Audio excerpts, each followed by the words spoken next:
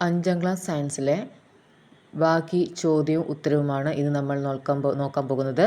ഒന്നാമത്തെ ചോദ്യം, പ്രതിരോധത്തിനായി ഉപയോഗിക്കുന്ന കൃത്രിമ ഉപഗ്രഹം GSAT-7 MESAT ഇന്ത്യ വികസിപ്പിച്ച ഒരു സ്വതന്ത്ര പ്രാദേശിക ഗതിനിർണയ ഉപഗ്രഹ സംവിധാനമാണ് IRNSS Indian regional navigation satellite system. Thumba rocket വിക്ഷേപണ കേന്ദ്രം 1963 നവംബർ 21 സ്ഥാപിതമായി. തിരുവനന്തപുരം ജില്ലയിലാണ് സ്ഥിതി ചെയ്യുന്നത്. ഇന്ത്യയിലെ ആദ്യത്തെ റോക്കറ്റ് വിക്ഷേപണ കേന്ദ്രമാണ് തുമ്പ. സതീഷ് ധവാൻ സ്പേസ് സെൻറ്റർ 1971 ഒക്ടോബറിൽ പ്രവർത്തനം ആരംഭിച്ചു.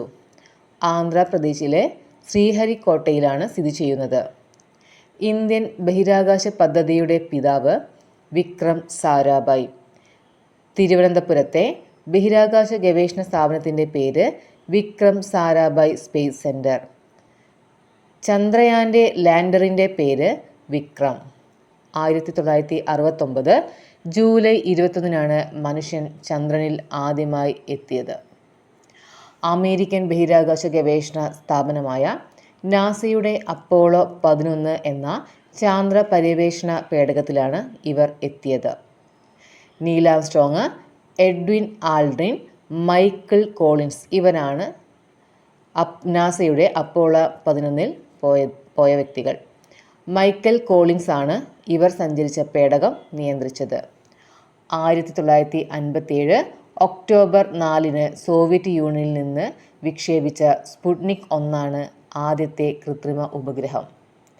അന്താരാഷ്ട്ര ബഹിരാകാശ സമാധാന ഉടമ്പടി നിലവിൽ വന്നത് 1967 ഒക്ടോബർ 10. ചന്ദ്രയാൻ 1 വിക്ഷേപിച്ചത് എന്ന് 2008 ഒക്ടോബർ 22 ശ്രീഹരിക്കോട്ടയിൽ നിന്ന്.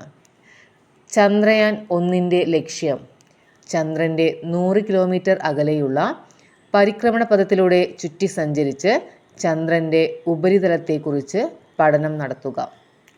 ചന്ദ്രയാൻ 2 വിക്ഷേപിച്ചത് എന്ന് 2019 ജൂലൈ 22. ചന്ദ്രയാൻ 2 പഠന ലക്ഷ്യം ചന്ദ്രനിൽ ഇറങ്ങി പാറകളുടെയും മണ്ണിൻ്റെയും പ്രത്യേകതകൾ പഠിക്കുക. ചന്ദ്രൻ്റെ ദക്ഷിണ ധ്രുവത്തിൽ ഇറങ്ങിയ ആദ്യ പേടകം ചന്ദ്രയാൻ 3. ചന്ദ്രയാൻ 3 വിക്ഷേപിച്ചതെന്ന് 2023 ജൂലൈ 14. ചന്ദ്രയാൻ 3 ലക്ഷ്യം 2023 ആഗസ്റ്റ് 23 ചാന്ദ്രോപരിതലത്തിൽ ലാൻഡർ ഇറങ്ങി.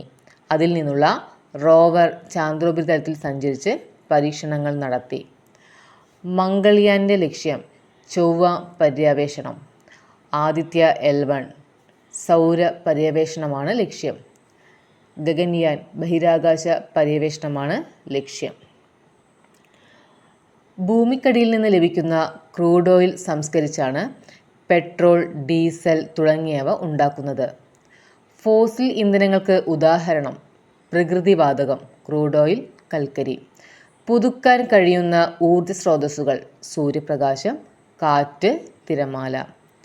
പൂർണ്ണമായും സൗരോർജ്ജം കൊണ്ട് പ്രവർത്തിക്കുന്ന ലോകത്തിലെ ആദ്യ വിമാനത്താവളം കൊച്ചിൻ എയർപോർട്ട്.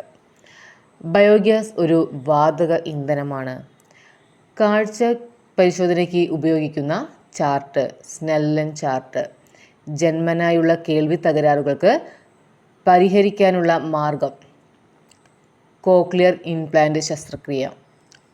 ആൻഡ് ലയൺ ലേസ്വിങ് എന്ന ഒരിനം ചിറകുള്ള പ്രാണിയുടെ ലാർവയാണ് കുഴിയാന.